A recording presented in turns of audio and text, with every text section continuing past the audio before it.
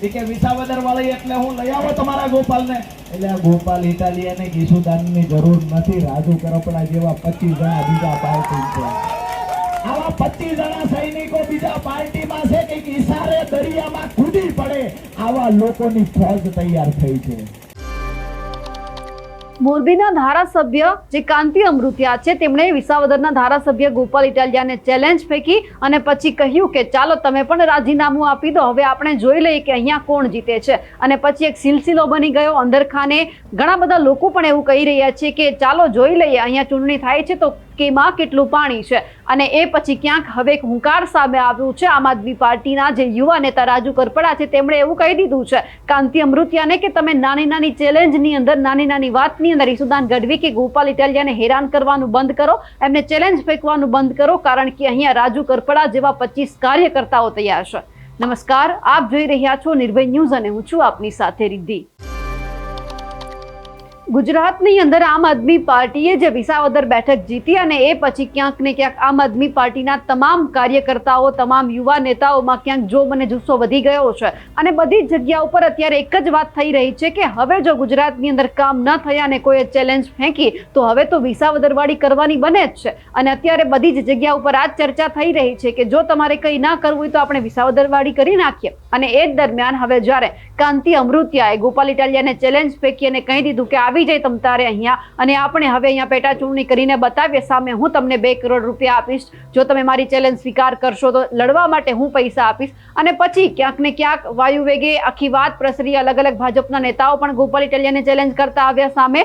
પણ હવે અહીંયા એ સામે આવ્યું છે કે હવે ક્યાંય કોઈ વ્યક્તિ છે એ ગોપાલ ઇટાલિયા કે ઈસુદાન ગઢવીને ચેલેન્જ કરીને ન જાય એ માટે આમ આદમી પાર્ટીના કાર્યકર્તાઓ તૈયાર છે. એક હાંકલે બધા જ લોકો કામ કરવા માટે તત્પર બને છે. અને આ દરમિયાન જ્યારે એક જાહેર સભા હતી અને એ જ સભાની અંદર જે યુવા નેતા રાજુ કરપડા છે તેમણે કહી દીધું છે કે હવે અહીંયા ઈસુદાન ગઢવી કે પછી ગોપાલ ઇટાલિયાને ક્યાંય પણ હેરાન કરવાની જરૂર નથી, કોઈ એમને ચેલેન્જ આપવાની જરૂર નથી, કારણ કે હવે અમે લોકો લડી લેવા માટે તૈયાર છીએ. સૌથી પહેલા તો રાજુ કરપડાને સાંભળીએ કે તેમણે શું કહ્યું છે.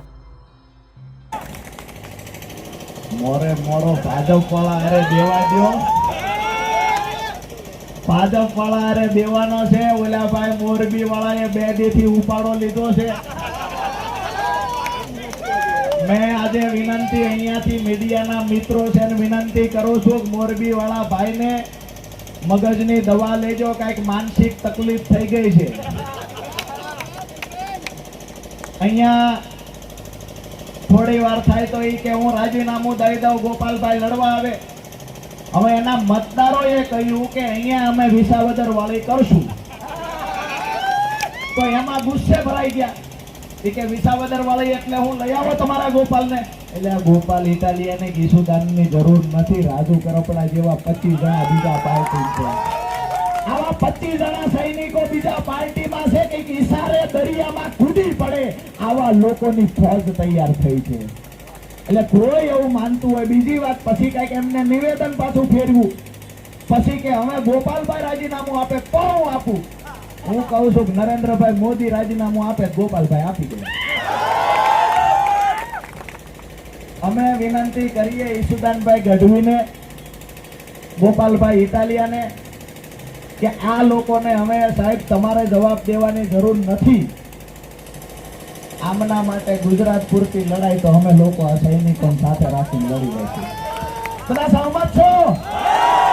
વિસાવદરમાં જે એડી ચોટીનું જોર લગાવ્યું હતું, આવનાર સમયમાં ઈસુદાનભાઈ ગઢવીએ આજે ચેલેન્જ કરી છે.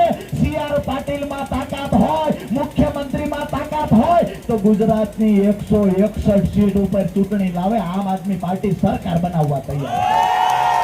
તમામ તૈયાર છો?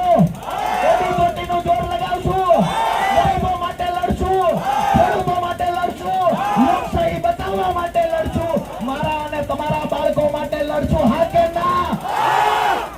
આપ સૌનો આજના કાર્યક્રમમાં ઉત્સાહ સાથે ઉપસ્થિત રહેવા બદલ હું રાજુ કરપડા અને આમ આદમી પાર્ટી પરિવાર હૃદયપૂર્વક આભાર વ્યક્ત કરું છું.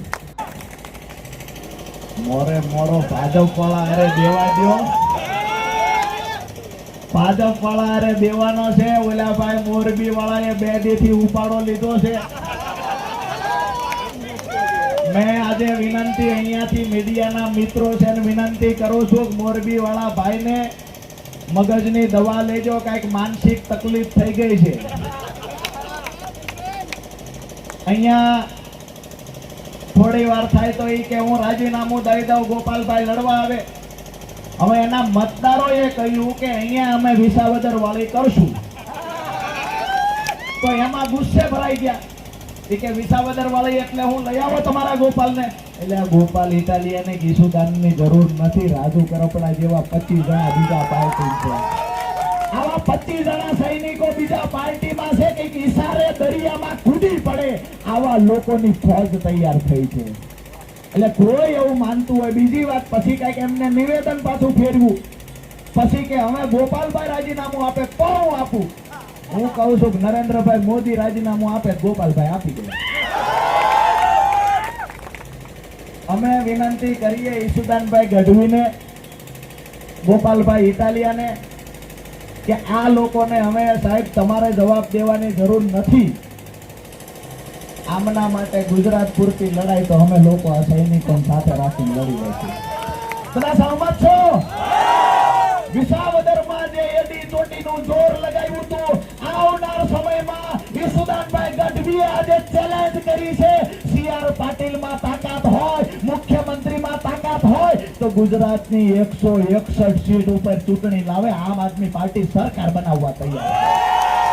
તમામ તૈયાર છો?